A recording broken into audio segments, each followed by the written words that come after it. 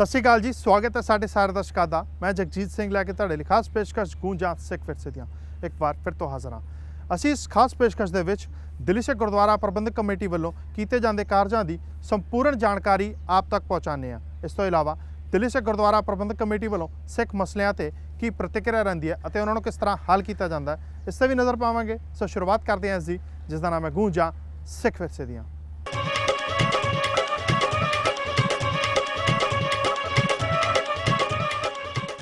Delhi high court ने सिखां की काली सूची विचों 9 होर नां बाहर कर दिते हैं। जी हाँ, यह कहना है दिल्ली सिख गुरुद्वारा प्रबंधक कमेटी के प्रधान मनजीत सिंह जीके का। दिल्ली सिख गुरुद्वारा प्रबंधक कमेटी के प्रधान मनजीत सिंह जीके ने मीडिया नाल गलबात करदिआं कहा कि दिल्ली सिख गुरुद्वारा प्रबंधक कमेटी वालों हाई कोर्ट विच पटीशन दायर की गई सी, जिस ते कार्रवाई हुंदिआं सिखां की काली सूची विचों 9 होर नां बाहर कर दिते गए हैं ते हुण सिर्फ 51 नां बाकी रह गए हैं। हाई कोर्ट दे विच डेट हैगी सीगी जिहड़ा केस दिल्ली गुरुद्वारा कमेटी ने पिछले 2.5-3 साल तो पाया कि जिहड़ी काली सूची चो इन्होंने कुछ ना कढ़े सी, बाकी ना रह गए सीगे। 300 के करीब नाम निकल चुके हैं। अज सील्ड बंद लिफाफा दिता कि 58 नाम वो रह गए, 9 नाम होर नवे निकले ने। सो दिल्ली गुरुद्वारा कमेटी और श्रोमणी अकाली दल की एफर्ट्स के नाल असी ये जिहड़े काली सूची च नाम ने और जिहड़े नजायज़ पाए गए ने उन्होंने सारिया नावां नूं कढवाउण लई कर रहे हैं। और अज वड्डी कामयाबी मिली कि 300 नाम पहले कढवा चुके हैं, 9 नाम अज निकले ने, हुण 58 रह गए ने। उहदी डिटेल असी मंग रहे हैं कि किहड़े 58 ने, की केसेस ने। दुबई विच फसे 23 भारतीयों विचों 2 भारती वापस मुल्क परत आए हैं। यह कहना है दिल्ली सिख गुरुद्वारा प्रबंधक कमेटी के जनरल सकत्तर मनजिंदर सिंह सिरसा का, जिन्हां मुताबिक विदेश मंत्री सुषमा स्वराज नूं बेनती करने तो बाद सारे 23 भारतीयों नूं फौरन ही वीज़ा दे दिता गया अते हुण बाकी 21 भारती भी जल्द ही भारत पहुँच जाएंगे। दिल्ली सिख गुरुद्वारा प्रबंधक कमेटी के जनरल सकत्तर मनजिंदर सिंह सिरसा ने 23 भारतीयों की वापसी विच कीतियां कोशिशों वास्ते विदेश मंत्री सुषमा स्वराज ਅਤੇ फूड प्रोसैसिंग मंत्री हरसिमरत कौर बादल का धन्यवाद किया है। 23 लोग अज तो कुछ साल पहला एक कंपनी ने उत्थे काम वास्ते लगाए सी। 2 साल पहला उन्होंने कंपनी जे साइट पर भेजा, उस साइट पर झगड़ा होया, उन्होंने मारकुट हुई, वो बेचारिਆਂ नाले उन्होंने कुट्टिया मारिया गया, नाले उन्होंने चुक के अंदर कर दिता। 2 साल तो तरीका भुगत रहे सी, पासपोर्ट उन्होंने मिलते नहीं सीगे और वो हिंदुस्तान च आउण वास्ते बार बार गुहार लगा रहे सी।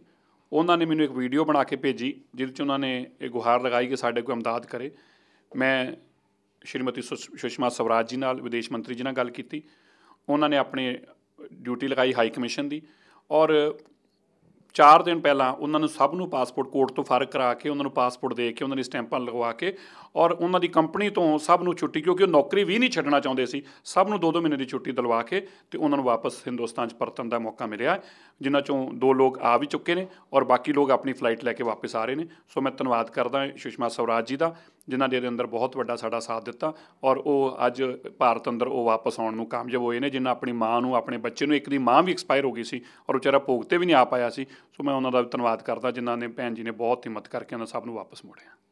दिल्ली कमेटी के साबका महासकत्तर गुरमीत सिंह शंटी वालों दिल्ली कमेटी ते भ्रिष्टाचार के इल्ज़ाम लगाए गए हैं अते दिल्ली कमेटी वालों प्रेस कॉन्फ्रेंस करके पलटवार करते हुए इल्ज़ामां नूं खारिज किया गया है। इस संबंधी दिल्ली कमेटी ने पुलिस थाने विच गुरमीत सिंह शंटी के खिलाफ अपराधिक मानहानि का मामला भी दर्ज करवा दिता गया है। मैं समझदा वां कि सरदार गुरमीत सिंह शंटी और सरदार परमजीत सिंह सरना होरां ने जिस तरीके नाल कल दिल्ली कमेटी नूं बदनाम करने की कोशिश की गई है, इन्हां दे कहण ते कोई ना ऐसी बदनामियां होणीआं, क्योंकि अज असीं तत्थां दे हिसाब दे नाल सारी पब्लिक प्रेस दे अगे गल रखी है। ਜਿਹੜੇ उन्होंने इल्ज़ाम लाए असी उन्होंने सारिਆਂ ਦੇ ਉੱਤੇ स्पष्टीकरण दिता है कि जिस तरह 51 ਲੱਖ की गल की कि 51 ਲੱਖ समथिंग कुछ हज़ार की पेमेंट आई दिल्ली कमेटी के विच और उन्होंने 2 वारी ना जमा कराता गया। उन्होंने असी बैंक स्टेटमेंट जग जाहिर कीतियां ने कि एक वारी वो पेमेंट हुई है और वो चैक कराई हुई है और बैंक के अगर दूजी कोई एफो जी पेमेंट आई हो तो सानू जरूर दसन। दूजी गल उन्होंने गल की कि 50 लाख रुपया किसी सज्जन ने एसी वास्ते दिता सी और बिल्कुल दिता है उन्होंने। उस सज्जन ने जो दिता उन्होंने अपना नाम डिस्कलोज करने को मना किया, मगर इन्होंने कल मीडिया राही कहा जी कि मेरा रिश्तेदार है, मेरे बड़ी देर बाद उन्होंने गल हुई है और उन्होंने को तुसीं जाके पूछ सकते हो कि उन्होंने वो पैसा साढ़े हाथ च फड़ाया गुरु की गोलक च पाया। ਜਿੱਥੇ ਜਿੱਥੇ ਜਿਸ ਦਿਨ ਉਹਨਾਂ ਨੇ ਗੋਲਕ ਦੇ ਵਿੱਚ ਪਾਇਆ ਉਸ ਦਿਨ ਗੋਲਕ ਦਾ ਇਜ਼ਾਫਾ ਹੈ ਉਹ ਬੈਂਕ ਸਟੇਟਮੈਂਟ ਦੇ ਵਿੱਚ ਹੈ। ਔਰ ਗੋਲਕ ਅਗਰ ਵੱਧਦੀ ਹੈ ਔਰ ਉਹਦੀ ਪੇਮੈਂਟ ਅਸੀਂ ਬਾਈ ਚੈੱਕ ਕਰ ਰਹੇ ਹਾਂ ਤਾਂ ਮੈਨੂੰ ਸਮਝ ਨਹੀਂ ਆਇਆ ਕਿ ਇਹਦੇ ਵਿੱਚ ਘੁਟਾਲੇ ਦੀ ਕਿਹੜੀ ਗੱਲ ਹੈ। ਉਹਨਾਂ ਨੇ ਗੱਲ ਕੀਤੀ ਕਿਤਾਬਾਂ ਨੂੰ ਲੈ ਕੇ ਉਹਨਾਂ ਨੇ ਗੱਲ ਕੀਤੀ ਹੈ ਕਿ ਜੀ ਇਹ ਇੱਕ ਦਿਨ ਦੇ ਵਿੱਚ ਆਰਡਰ ਕੀਤਾ ਗਿਆ, ਦੂਜੇ ਦਿਨ ਉਹਦੀ ਡਿਲੀਵਰੀ ਹੋ ਗਈ ਔਰ ਤੀਜੇ ਦਿਨ ਪੇਮੈਂਟ ਕਰਤੀ ਗਈ 80,000 ਕਿਤਾਬਾਂ ਦੀ। ਮੈਂ ਸਮਝਦਾ ਕਿ ਅਸੀਂ ਸਾਰਾ ਦਸਤਾਵੇਜ਼ ਤੁਹਾਡੇ ਅੱਗੇ ਰੱਖਿਆ ਕਿ ਮਾਰਚ 2016 ਤੋਂ ਇਹ ਪ੍ਰੋਸੈਸ ਸ਼ੁਰੂ ਹੋਇਆ। ਸਰਦਾਰ ਮਨਜਿੰਦਰ ਸਿੰਘ ਸਿਰਸਾ ਜਨਰਲ ਸੈਕਟਰੀ ਸੀ ਉਸ ਸਮੇਂ ਤੇ, ਉਹਨਾਂ ਨੇ ਇਹ ਆਰਡਰ ਦਿੱਤਾ ਕਿਤਾਬਾਂ ਨੂੰ ਛਾਪਣ ਦਾ ਔਰ ਸਾਨੂੰ ਡਾਇਰੈਕਸ਼ਨ ਦਿੱਤੀ ਕਿ ਇਹਦੇ ਉੱਤੇ ਅਸੀਂ ਵਰਕਿੰਗ ਕੀਤੀ ਜਾਏ। ਉਹਦੇ ਵਿੱਚ ਮਈ ਦੇ ਵਿੱਚ ਉਹਦੇ ਉੱਤੇ ਇੱਕ ਪੈਨਲ ਬਣਾਇਆ ਜਾਂਦਾ ਹੈ ਟੀਚਰਸ ਦਾ, ਉਹ 6 ਟੀਚਰਾਂ ਦੇ ਪੈਨਲ ਨੇ ਉਹਨੂੰ ਸ਼ਾਰਟਲਿਸਟ ਕੀਤਾ। ਦਸੰਬਰ ਦੇ ਵਿੱਚ ਤੱਕ ਉਹ ਕਿਤਾਬ ਦੇ ਕੰਟੈਂਟਸ ਤਿਆਰ ਹੁੰਦੇ ਨੇ। ਨਵੰਬਰ ਵਿੱਚ ਟੈਂਡਰ ਕਾਲ ਕੀਤਾ ਜਾਂਦਾ, ਦਸੰਬਰ ਦੇ ਵਿੱਚ ਉਹਨੂੰ ਐਡਵਾਂਸ ਪੇਮੈਂਟ ਦਿੱਤੀ ਜਾਣੀ ਹੈ। ਜਨਵਰੀ ਦੇ ਵਿੱਚ ਉਹ ਕਿਤਾਬਾਂ ਦੀ ਡਿਲੀਵਰੀ ਹੋ ਰਹੀ ਹੈ। ਉਸ ਤੋਂ ਬਾਅਦ ਇੱਕ ਕੰਟੀਨਿਊਸ ਪ੍ਰੋਸੈਸ ਦੀ ਡਿਲੀਵਰੀ ਹੁੰਦੀ ਚਲੇਗੀ ਔਰ ਅਪ੍ਰੈਲ ਤੱਕ ਇਹ ਪ੍ਰੋਸੈਸ ਚੱਲਦਾ ਰਿਹਾ। ਮੈਨੂੰ ਸਮਝ ਨਹੀਂ ਆਈ, ਚੈੱਕ ਦੇ ਰਾਹੀਂ ਪੇਮੈਂਟ ਹੋ ਰਹੀ ਹੈ, ਟੈਂਡਰ ਕਾਲ ਹੋ ਰਹੇ ਨੇ, ਇਹ ਕਿਹੜੇ ਘੁਟਾਲੇ ਦੀ ਗੱਲ ਕਰ ਰਹੇ ਆ। ਇਹਨਾਂ ਨੇ ਸਿਰਫ ਇੱਕੋ ਗੱਲ ਫੜ ਲਈ ਹੈ ਕਿ ਝੂਠ ਬੋਲ ਦਵੋ ਔਰ ਇਹਦੀ ਕਲੈਰੀਫਿਕੇਸ਼ਨ ਕਮੇਟੀਆਂ ਦਿੰਦੀ ਰਹੇ ਔਰ ਸੰਗਤ ਦੇ ਵਿੱਚ ਇਹ ਰਹੇ ਕਿ ਇਹਨੂੰ ਬਦਨਾਮ ਕਰਨ ਦੀ ਗੱਲ ਕੀਤੀ ਜਾ ਰਹੀ ਹੈ। ਮੈਂ ਸਮਝਦਾ ਕਿ ਦਿੱਲੀ ਦਾ ਸਿੱਖ ਬਹੁਤ ਸੂਝਵਾਨ ਹੈ। ਤੁਸੀਂ ਬੜੇ ਗੁੰਮਰਾਹ ਕਰਨ ਦੀ ਕੋਸ਼ਿਸ਼ ਕੀਤੀ ਸੀ ਸਾਨੂੰ 2017 ਦੇ ਵਿੱਚ ਸੰਗਤਾਂ ਨੂੰ, ਮਗਰ ਦਿੱਲੀ ਦੀ ਸੰਗਤ ਨੇ ਮੈਂਡੇਟ ਦਿੱਤਾ। ਸਰਦਾਰ ਮਨਜੀਤ ਸਿੰਘ ਜੀਕੇ ਨੂੰ ਦੁਬਾਰਾ ਪ੍ਰਧਾਨ ਬਣਾ ਕੇ ਦਿੱਲੀ ਦੀ ਸੰਗਤ ਨੇ ਭੇਜਿਆ ਉਹਨਾਂ ਦੇ ਕੰਮਾਂ ਦੇ ਉੱਤੇ। ਤੁਸੀਂ ਜਿੰਨੇ ਮਰਜ਼ੀ ਹਮਲੇ ਸਾਡੇ ਤੇ ਕਰਨ ਦੀ ਕੋਸ਼ਿਸ਼ ਕਰੋ ਸਾਡੀ ਕਮੇਟੀ ਦੇ ਉੱਤੇ, ਮਗਰ ਇਸ ਇੱਕ ਗਰਿਮਾ ਦੇ ਵਿੱਚ ਰਹਿ ਕੇ ਗੱਲ ਕਰੋ। ਇਹ ਜਿਹੜੀ ਨੁਮਾਇੰਦਗੀ ਕਰ ਰਹੇ ਹਾਂ ਅਸੀਂ, ਇਹ 20 ਲੱਖ ਸਿੱਖਾਂ ਦੀ ਨੁਮਾਇੰਦਗੀ ਸਰਦਾਰ ਮਨਜੀਤ ਸਿੰਘ ਜੀਕੇ ਪ੍ਰਧਾਨ ਕਰਦਾ ਹੈ ਦਿੱਲੀ ਕਮੇਟੀ ਦਾ।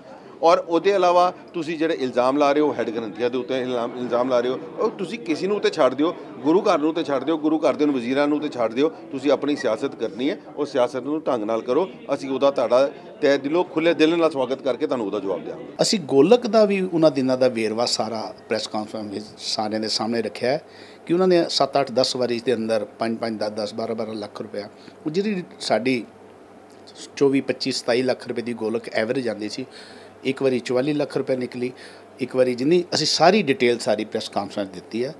ਔਰ ਇਹਨਾਂ ਝੂਠੇ ਇਲਜ਼ਾਮਾਂ ਦੇ ਅਗੇਂਸਟ ਅਸੀਂ ਅੱਜ ਥਾਣੇ ਦੇ ਅੰਦਰ ਆਪਣੀ ਰਿਪੋਰਟ ਦਰਜ ਕਰਾਈ ਹੈ ਔਰ ਉਹਦੇ ਅੰਦਰ ਪੁਲਿਸ ਇਨਵੈਸਟੀਗੇਸ਼ਨ ਕਰੇਗੀ ਕਿ ਜਿਹੜੇ ਸ਼ੰਟੀ ਜੀ ਤੇ ਸਰਨਾ ਸਾਹਿਬ ਨੇ ਇਲਜ਼ਾਮ ਲਗਾਏ ਨੇ ਉਹ ਸੱਚ ਨੇ ਕਿ ਝੂਠ ਨੇ। ਉਹ ਸਾਰਾ ਸੰਗਤ ਦੇ ਸਾਹਮਣੇ ਜਿਹੜਾ ਚਿੱਠਾ ਜਿਹੜਾ ਸਾਰਾ ਸਾਹਮਣੇ ਆ ਜਾਏਗਾ। ਔਰ ਮੈਂ ਇਹਨਾਂ ਦੋਨਾਂ ਦੇ ਅੱਗੇ ਬੇਨਤੀ ਕਰਨਾ, ਜੇ ਕੋਈ ਇਹੋ ਜਿਹੀ ਗੱਲਬਾਤ ਹੈ ਪਹਿਲੇ ਉਹਨਾਂ ਚੀਜ਼ਾਂ ਦਾ ਅੱਛੀ ਤਰ੍ਹਾਂ ਚੰਗੇ ਤਰੀਕੇ ਨਾਲ ਉਹਦਾ ਵੇਰਵਾ ਦੇਖੋ ਕਿ ਸੱਚ ਹੈ ਜਾਂ ਝੂਠ ਹੈ। ਉਸ ਤੋਂ ਬਾਅਦ ਸੋਸ਼ਲ ਮੀਡੀਆ ਜਾਂ ਪ੍ਰੈਸ ਕਾਨਫਰੰਸ ਜਾਓ, ਜੀ ਸਦਕੇ ਜਾਓ। ਉਹ ਜੇ ਕੋਈ ਹੋਰ ਵੀ ਕੋਈ ਕਿੰਤੂ ਹੈ ਜਾਂ ਕੋਈ ਗੱਲਬਾਤ ਹੈ ਤਾਂ ਸਾਡੇ ਦਰਵਾਜ਼ੇ ਹਮੇਸ਼ਾ ਖੁੱਲ੍ਹੇ ਨੇ, ਜਦ ਮਰਜ਼ੀ ਆ ਕੇ ਤੁਸੀਂ ਸਾਡੇ ਨਾਲ ਗੱਲ ਕਰ ਸਕਦੇ ਹੋ। ਗੂੰਜਨ ਸਿੱਖ ਵਿਰਸੇ ਦੀਆਂ ਸਾਡੀ ਖਾਸ ਪੇਸ਼ਕਸ਼ ਜਾਰੀ ਰਹੇਗੀ। ਫਿਲਹਾਲ ਰੁਕਦੇ ਹਾਂ ਇੱਕ ਬ੍ਰੇਕ ਦੇ ਲਈ।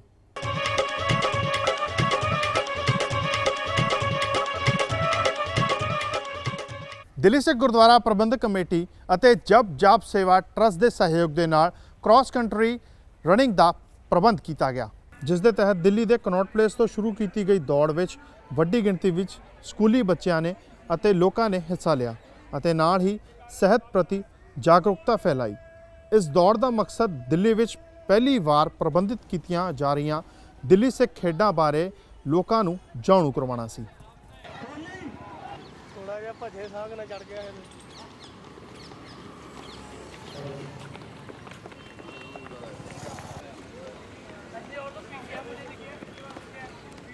ਮੈਂ ਸਮਝਦਾ ਕਿ ਸਿੱਖ ਬੱਚਿਆਂ ਦੇ ਵਿੱਚ ਸਪੋਰਟਸ ਨੂੰ ਲੈ ਕੇ ਕਿਸੇ ਜ਼ਮਾਨੇ 'ਚ ਗੁਰੂ ਸਾਹਿਬ ਨੇ ਗੱਤਕੇ ਸਿਖਾਏ ਸੀ। ਅੱਜ ਸਾਡੇ ਸਾਰੇ ਸਕੂਲਾਂ 'ਚ ਗੱਤਕੇ ਦੀਆਂ ਕਲਾਸਾਂ ਲਈਆਂ ਜਾਂਦੀਆਂ ਨੇ।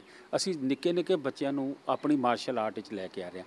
ਇਸੇ ਤਰੀਕੇ ਸਪੋਰਟਸ ਜ਼ਰੂਰੀ ਹੈ। ਜਿਹੜੇ ਬੱਚੇ ਗੱਤਕੇ 'ਚ ਨਹੀਂ ਆ ਸਕਦੇ, ਸਪੋਰਟਸ ਦੇ ਵਿੱਚ ਉਹ ਹਿੱਸਾ ਲੈਣ ਔਰ ਬਹੁਤ ਵੱਡੇ ਪੱਧਰ ਦੇ ਉੱਤੇ ਅਸੀਂ ਇਹਦੀ ਤਿਆਰੀ ਕਰਦੇ ਪਏ ਹਾਂ। ਆਲਰੇਡੀ ਇੰਡੀਆ ਗੇਟ ਸਕੂਲ ਦੇ ਬੱਚੇ ਨੇ ਜੂਨੀਅਰਸ ਦੇ ਵਿੱਚ ਵਰਲਡ ਰਿਕਾਰਡ ਨੂੰ ਮਤਲਬ ਸੈਕਿੰਡ ਰਿਹਾ 1 ਸਕਿੰਟ ਦੇ ਸ਼ਾਇਦ 50ਵੇਂ ਹਿੱਸੇ ਤੋਂ। ਮੈਂ ਸਮਝਦਾ ਆਉਣ ਵਾਲੇ ਸਮੇਂ 'ਚ ਓਲੰਪਿਕਸ 'ਚ ਬੱਚਾ ਜਾਏਗਾ ਸਾਡੇ ਸਕੂਲ ਦਾ। ਇਸੇ ਤਰੀਕੇ ਜਿਹੜੀ ਸਿੱਖ ਗੇਮਸ ਇਹ ਸ਼ੁਰੂ ਹੋਈਆਂ ਨੇ, ਅਸੀਂ ਦਿੱਲੀ ਗੁਰਦੁਆਰਾ ਕਮੇਟੀ ਹਮੇਸ਼ਾ ਹੱਲਾਸ਼ੇਰੀ ਦਿੰਦੇ ਹਾਂ। ਇਹ ਜਪ ਜਾਪ ਸੁਸਾਇਟੀ ਨੂੰ ਅਸੀਂ ਸਪੋਰਟ ਕੀਤੀ ਹੈ ਔਰ ਮੈਂ ਸਮਝਦਾ ਇਹਦੇ ਨਤੀਜੇ ਬਹੁਤ ਵਧੀਆ ਰਹਿਣਗੇ। ਬੱਚਿਆਂ ਦੇ ਵਿੱਚ ਆਪਣੀ ਸਿਹਤ ਨੂੰ ਲੈ ਕੇ ਕਿਤੇ ਗੁਰੂਆਂ ਨੇ ਮੱਲ ਅਖਾੜੇ ਵੀ ਬਣਾਏ ਸੀਗੇ। ਮੈਂ ਸਮਝਦਾ ਇਹ ਬਹੁਤ ਅੱਛੀ ਬਿਗਨਿੰਗ ਹੈ। ਜਪ ਜਾਪ ਸੇਵਾ ਟਰਸਟ ਵੱਲੋਂ ਜੋ ਅੱਜ ਇੱਕ ਰਨ ਆਰੰਭ ਕੀਤੀ ਗਈ ਹੈ ਔਰ ਇਹ ਰਨ ਹੈਗੀ ਹੈ ਬੱਚਿਆਂ ਦੇ ਅੰਦਰ ਇਸ ਸਮਾਜ ਦੇ ਅੰਦਰ ਜਿਹੜੀਆਂ ਕੁਰੀਤੀਆਂ ਪੈਦਾ ਹੋ ਚੁੱਕੀਆਂ ਉਹਨੂੰ ਦੂਰ ਕਰਨ ਵਾਸਤੇ ਦਿੱਲੀ ਸਿੱਖ ਗੇਮ ਦਾ ਉਪਰਾਲਾ ਕੀਤਾ ਗਿਆ ਔਰ ਉਹਦੇ ਉਪਰਾਲੇ ਦੀ ਸ਼ੁਰੂਆਤ ਅੱਜ ਅਰਦਾਸ ਦੇ ਰਾਹੀਂ ਜਿਹੜਾ ਹੈ ਆਰੰਭਤਾ ਕੀਤੀ ਗਈ ਹੈ ਔਰ ਮੈਨੂੰ ਆਸ ਹੈ ਕਿ ਆਉਣ ਵਾਲੇ ਸਮੇਂ ਦੇ ਅੰਦਰ ਇਹ ਜਪ ਸੇਵਾ ਟਰਸਟ ਵੱਲੋਂ ਜੋ ਖੇਡਾਂ ਦਾ ਪ੍ਰਬੰਧ ਕੀਤਾ ਗਿਆ ਹੈ ਉਹ ਨਾ ਕੇਵਲ ਦਿੱਲੀ ਔਰ ਇਹ ਦਿੱਲੀ ਤੋਂ ਬਾਹਰ ਪੂਰੇ ਹਿੰਦੁਸਤਾਨ ਦੇ ਅੰਦਰ ਜਾਏਗਾ ਔਰ ਨਾਲ ਹੀ ਦਿੱਲੀ ਗੁਰਦੁਆਰਾ ਕਮੇਟੀ ਇਸ ਗੱਲ ਦਾ ਵਿਸ਼ਵਾਸ ਦਵਾਉਂਦੀ ਹੈ ਕਿ ਹਰ ਸਮਾਜਿਕ ਕਾਰਜ ਵਾਸਤੇ ਜਿਹੜਾ ਕਿ ਮਨੁੱਖਤਾ ਦੇ ਭਲੇ ਦਾ ਹੁੰਦਾ ਹੈ ਅਸੀਂ ਪੂਰਾ ਸਹਿਯੋਗ ਦਿੰਦੇ ਹਾਂ ਔਰ ਅੱਗੇ ਤੋਂ ਵੀ ਪੂਰਾ ਸਹਿਯੋਗ ਦਿੰਦੇ ਰਵਾਂਗੇ। ਸਰਦਾਰ ਮਨਜੀਤ ਸਿੰਘ ਜੀ ਕੇ ਔਰ ਪੂਰੀ ਕਮੇਟੀ ਇਸ ਟਰਸਟ ਦੇ ਨਾਲ ਖੜੀ ਹੈ ਔਰ ਆਉਣ ਵਾਲੀਆਂ ਜਿਹੜੀਆਂ 22 ਤੋਂ ਲੈ ਕੇ 25 ਤੱਕ ਖੇਡਾਂ ਨੇ ਉਹਦੇ ਵਿਚਕਾਰ ਆਪਣੇ ਵਿਦਿਅਕ ਅਦਾਰਿਆਂ ਨੂੰ ਪੂਰੀ ਤਰ੍ਹਾਂ ਸ਼ਮੂਲੀਅਤ ਕੀਤੀ ਜਾਏਗੀ। ਗੁਰਦੁਆਰਾ ਰਕਾਬਗੰਜ ਸਾਹਿਬ ਅਸੀਂ ਆਪਣੇ ਟਰਸਟ ਵੱਲੋਂ ਜਪ ਸੇਵਾ ਟਰਸਟ ਵੱਲੋਂ ਅਤੇ ਦਿੱਲੀ ਸਿੱਖ ਗੁਰਦੁਆਰਾ ਮੈਨੇਜਮੈਂਟ ਕਮੇਟੀ ਵੱਲੋਂ ਦਿੱਲੀ ਸਿੱਖ ਗੇਮਸ ਦਾ ਆਯੋਜਨ ਕਰ ਰਹੇ ਹਾਂ 22 ਦਸੰਬਰ ਤੋਂ 25 ਦਸੰਬਰ ਤਿਆਗਰਾ ਸਟੇਡੀਅਮ ਵਿਖੇ ਇੱਕ ਰਨਿੰਗ ਇਵੈਂਟ ਆਰਗੇਨਾਈਜ਼ ਕੀਤਾ ਹੈ ਜਿਹਦੇ ਰਾਹੀਂ ਅਸੀਂ ਅਵੇਅਰਨੈਸ ਕਰ ਰਹੇ ਹਾਂ ਦਿੱਲੀ ਸਿੱਖ ਗੇਮਸ ਲਈ। ਮੈਂ ਧੰਨਵਾਦ ਕਰਨਾ ਚਾਹਾਂਗਾ ਸਾਰੇ ਪਾਰਟਿਸਿਪੈਂਟਸ ਦਾ, ਧੰਨਵਾਦ ਕਰਨਾ ਚਾਹਾਂਗਾ ਜਪ ਸੇਵਾ ਟਰਸਟ ਦੇ ਸਾਰੇ ਮੈਂਬਰ ਸਾਹਿਬਾਨ ਦਾ ਔਰ ਬਹੁਤ ਧੰਨਵਾਦ ਕਰਨਾ ਚਾਹਾਂਗਾ ਪ੍ਰਧਾਨ ਸਾਹਿਬ ਸਰਦਾਰ ਮਨਜੀਤ ਸਿੰਘ ਜੀ ਕੇ ਸਾਹਿਬ ਦਿੱਲੀ ਸਿੱਖ ਗੁਰਦੁਆਰਾ ਮੈਨੇਜਮੈਂਟ ਕਮੇਟੀ ਦਾ। ਦਿੱਲੀ ਸਿੱਖ ਗੁਰਦੁਆਰਾ ਪ੍ਰਬੰਧਕ ਕਮੇਟੀ ਅਤੇ ਫੋਰਟਿਸ ਹਸਪਤਾਲ ਦੇ ਸਹਿਯੋਗ ਦੇ ਨਾਲ ਦਿੱਲੀ ਦੇ ਇਤਿਹਾਸਿਕ ਗੁਰਦੁਆਰਾ ਦਮਦਮਾ ਸਾਹਿਬ ਵਿਖੇ ਮੈਡੀਕਲ ਚੈੱਕਅਪ ਕੈਂਪ ਲਗਾਇਆ ਗਿਆ ਜਿਸ ਵਿੱਚ ਮਾਹਿਰ ਡਾਕਟਰਾਂ ਵੱਲੋਂ ਮਰੀਜ਼ਾਂ ਦੀ ਜਾਂਚ ਕੀਤੀ ਗਈ ਅਤੇ ਕੈਂਪ ਦਾ ਉਦਘਾਟਨ ਸੀਨੀਅਰ ਅਕਾਲੀ ਆਗੂ ਕੁਲਦੀਪ ਸਿੰਘ ਭੋਗਲ ਅਤੇ ਡਾਕਟਰ ਜਸਪਾਲ ਸਿੰਘ ਵੱਲੋਂ ਕੀਤਾ ਗਿਆ। ਮੀਡੀਆ ਨਾਲ ਗੱਲਬਾਤ ਕਰਦਿਆਂ ਕੁਲਦੀਪ ਸਿੰਘ ਭੋਗਲ ਅਤੇ ਡਾਕਟਰ ਜਸਪਾਲ ਸਿੰਘ ਨੇ ਕਿਹਾ ਕਿ ਦਿੱਲੀ ਕਮੇਟੀ ਸ਼ੁਰੂ ਤੋਂ ਹੀ ਗੁਰੂ ਦੇ ਦੱਸੇ ਮਾਰਗ ਤੇ ਚੱਲਦਿਆਂ ਅਜਿਹੇ ਕੰਮਾਂ ਵਿੱਚ ਵੱਡੀ ਪਹਿਲ ਕਰਦੀ ਆ ਰਹੀ ਹੈ। ਉਹਨਾਂ ਕਿਹਾ ਕਿ ਆਉਣ ਵਾਲੇ ਦਿਨਾਂ ਵਿੱਚ ਅਜਿਹੇ ਹੋਰ ਮੈਡੀਕਲ ਜਾਂਚ ਕੈਂਪ ਲਗਾਏ ਜਾਣਗੇ। ਕੈਂਪ ਵਿੱਚ ਹਾਰਟ ਦੇ ਮਾਹਿਰ ਡਾਕਟਰਾਂ ਨੇ ਹਾਰਟ ਦੀਆਂ ਬਿਮਾਰੀਆਂ ਤੋਂ ਬਚਣ ਲਈ ਵੀ ਦੱਸਿਆ।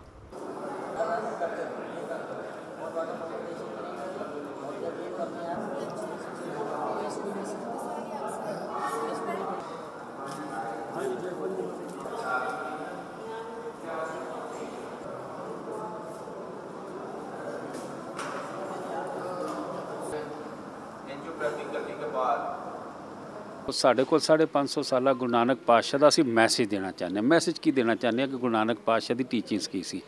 ਉਹ ਜਿਹੜੇ ਸੱਜਣ ਉੱਥੇ ਹੈਲਥ ਕੈਂਪ 'ਚ ਆਏ ਉਹ ਕਿਸੇ ਸਾਡੇ ਧਰਮ ਦੇ ਨਹੀਂ ਸੀ, ਸਭ ਧਰਮਾਂ ਤੋਂ ਲੋਕ ਆਏ ਨੇ। ਅਸੀਂ ਖਾਲੀ ਹੈਲਥ ਕੈਂਪ ਤੋਂ ਇਲਾਵਾ ਕਈ ਕੁਝ ਹੋਰ ਕਰ ਰਹੇ ਹਾਂ ਕਿ ਦੁਨੀਆ ਨੂੰ ਦੱਸੀਏ ਕਿ ਗੁਰੂ ਨਾਨਕ ਪਾਤਸ਼ਾਹ ਕੀ ਕਹਿ ਕੇ ਗਏ ਨੇ। ਉਹਨਾਂ ਦਾ ਸੁਨੇਹਾ ਸਾਂਝੀਵਾਲਤਾ ਦਾ ਸੀ, ਊਚ ਨੀਚ ਖਤਮ ਕਰਨ ਦਾ ਸੀ, ਐਨਵਾਇਰਨਮੈਂਟ ਨੂੰ ਸੁਹਿਰਦ ਰੱਖਣ ਦਾ ਸੀਗਾ, ਉਹਨਾਂ ਦਾ ਬੀਬੀਆਂ ਬਾਰੇ ਉਹਨਾਂ ਦਾ ਕੀ ਕਹਿਣਾ ਸੀਗਾ ਔਰ ਆਪਸ ਦੇ ਵਿੱਚ ਵੱਡਿਆਂ ਦੀ ਇੱਜ਼ਤ ਬਾਰੇ, ਇੱਕ ਰੱਬ ਬਾਰੇ ਕੀ ਕਹਿਣਾ ਸੀਗਾ। ਸੋ ਇਹ ਗੱਲਾਂ ਸਾਨੂੰ ਦੂਰ ਦੂਰ ਤੱਕ ਪਹੁੰਚਾਉਣੀਆਂ। ਇਹਦਾ ਜੋ ਹੈਲਥ ਕੈਂਪ ਇੱਕ ਰਾਹ ਹੈਗਾ, ਹੋਰ ਵੀ ਬੜੇ ਰਾਹ ਨਿਕਲਣਗੇ। ਲਗਾਤਾਰ ਜੋ ਚੈੱਕਅਪ ਕੈਂਪ ਹੈਗੇ ਨੇ, ਫ੍ਰੀ ਚੈੱਕਅਪ ਕੈਂਪ ਜੋ ਹਨ ਕਿ ਲੋਕ ਜੋ ਬਿਮਾਰ ਹੁੰਦੇ ਹਨ, ਜਿਨ੍ਹਾਂ ਨੂੰ ਹਾਰਟ ਦੀ ਤਕਲੀਫ ਹੈ ਜਾਂ ਹੋਰ ਜੋ ਤਕਲੀਫਾਂ ਹਨ, ਦਿੱਲੀ ਗੁਰਦੁਆਰਾ ਕਮੇਟੀ ਦੇ ਲਗਾਤਾਰ 4-5 ਸਾਲਾਂ ਤੋਂ ਜੋ ਉਪਰਾਲੇ ਹੋ ਰਹੇ ਹਨ ਉਹ ਵਧਾਈ ਦੇ ਪਾਤਰ ਹਨ।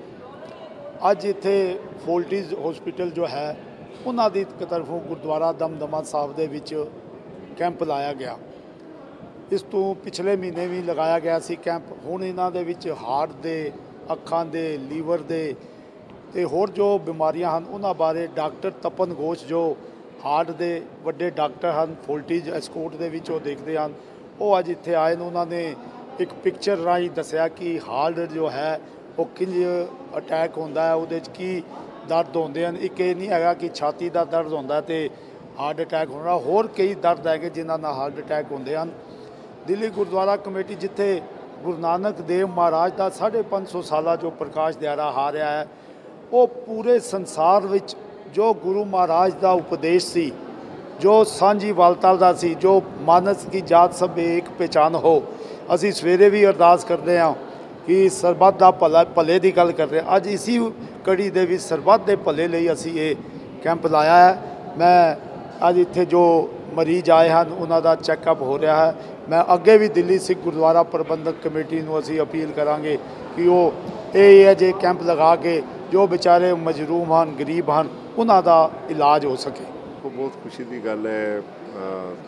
ਸਰਦਾਰ ਕੁਲਦੀਪ ਸਿੰਘ ਭੋਗਲ ਨੇ ਦਮਦਮਾ ਸਾਹਿਬ ਮਹਾਨ ਪਵਿੱਤਰ ਇਤਿਹਾਸਕ ਸਥਾਨ 'ਤੇ ਦਿੱਲੀ ਗੁਰਦੁਆਰਾ ਪ੍ਰਬੰਧਕ ਕਮੇਟੀ ਦੇ ਸਹਿਯੋਗ ਨਾਲ ਮੈਡੀਕਲ ਕੈਂਪ ਲਾਇਆ ਹੈ। ਔਰ ਮੈਂ ਤੇ ਸਮਝਦਾ ਕਿ ਅੱਜ ਸਭ ਤੋਂ ਵੱਡੀ ਲੋੜ ਇਹ ਹੈ ਕਿ ਅਸੀਂ ਲੋਕਾਂ ਦੀ ਮਦਦ ਕਰ ਸਕੀਏ। ਗੁਰਦੁਆਰਾ ਪ੍ਰਬੰਧਕ ਕਮੇਟੀ ਹੋਵੇ ਜਾਂ ਇਹੋ ਜਿਹੀ ਕੋਈ ਵੀ ਸੰਸਥਾ ਹੋਵੇ, ਅਗਰ ਕੋਈ ਉਹਦਾ ਮੁੱਖ ਕੰਮ ਹੈ ਤਾਂ ਉਹ ਇਹੀ ਹੈ ਕਿ ਕਿਸ ਤਰ੍ਹਾਂ ਉਹ ਲੋਕਾਂ ਤੱਕ ਪਹੁੰਚ ਕਰ ਸਕਦਾ ਹੈ ਔਰ ਲੋਕਾਂ ਦੀ ਸਿਹਤਯਾਬੀ ਵਾਸਤੇ ਮਦਦ ਇਮਦਾਦ ਕਰ ਸਕਦਾ ਹੈ। ਮੈਨੂੰ ਬਹੁਤ ਖੁਸ਼ੀ ਹੈ ਕਿ ਔਰ ਸਭ ਤੋਂ ਵੱਡੀ ਗੱਲ ਹੈ ਕਿ ਜਿਹੜੇ ਡਾਕਟਰ ਇੱਥੇ ਆਏ ਨੇ, ਤਪਨ ਘੋਸ਼ ਵਰਗੇ ਡਾਕਟਰ ਜਿਨ੍ਹਾਂ ਕੋਲ ਅਪਾਇੰਟਮੈਂਟ ਮਿਲਣਾ ਆਪਣੇ ਆਪ ਵਿੱਚ ਵੱਡੀ ਗੱਲ ਹੈ, ਉਹ ਆ ਕੇ ਇੱਥੇ ਬੈਠੇ ਹੋਏ ਨੇ ਔਰ ਮਰੀਜ਼ਾਂ ਦੀਆਂ ਰਿਪੋਰਟਸ ਦੇਖ ਰਹੇ ਨੇ, ਫਿਰ ਉਹਨਾਂ ਨੂੰ ਦਵਾਈ ਸੁਜੈਸਟ ਕਰ ਰਹੇ ਨੇ। ਜਿਨ੍ਹਾਂ ਕੋਲ ਅਪਾਇੰਟਮੈਂਟ ਲੈਣਾ ਆਪਣੇ ਆਪ 'ਚ ਬੜੀ ਵੱਡੀ ਗੱਲ ਹੈ। ਬਹੁਤ ਖੁਸ਼ੀ ਦੀ ਗੱਲ ਹੈ ਕਿ ਇਹੋ ਜਿਹਾ ਮੈਡੀਕਲ ਕੈਂਪ ਜਿਹੜਾ ਹੈ वो इस महान पवित्र ऐतिहासिक स्थान दमदमा साहिब विखे लाया गया है। तो हम जानते हैं कि भारत में हार्ट का डिजीज़ बहुत ज़्यादा हो रहे हैं, तो हमें सबके लिए ये ज़रूरी है कि उसको पहचानें। हार्ट का जो रिस्क फैक्टर है, डिजीज़ का जो रिस्क फैक्टर है उसको पहचानें, जैसे डायबिटीज़ है, हाई ब्लड प्रेशर है, कोलेस्ट्रॉल है और स्मोकिंग है, ये सब अवॉइड करें। डायबिटीज़ की ट्रीटमेंट करें, ब्लड प्रेशर की ट्रीटमेंट करें, ओबेसिटी जो मोटापा है उसका ट्रीटमेंट करें और उससे और जीवन में जो तनाव है, स्ट्रेस फुल लाइफ है, उसको तनाव करें। उससे आपका जो हार्ट डिजीज़ है उसकी रफ्तार बढ़ने का रफ्तार कम हो जाएगी। सोसाइटी में बहुत अच्छा रहेगा कि जो इंसान की हार्ट डिजीज़ की बढ़ने का जो रफ्तार है वो रुक जाएगी। गूंजा सिख विरसे दियां साड़ी खास पेशकश दे विच बस इन्ना ही। जेकर तुसीं सानू या दिल्ली सिख गुरुद्वारा प्रबंधक कमेटी नूं अपने कोई सुझाव या राय देना चाहते हो तो साडा ईमेल पता नोट कर लो। साडा ईमेल पता है feedback@ptcnetwork.tv। फिलहाल दिओ इजाज़त, अगले हफ्ते मुड़ होवांगे हाज़र। वाहिगुरू जी का खालसा, वाहिगुरू जी की फतेह।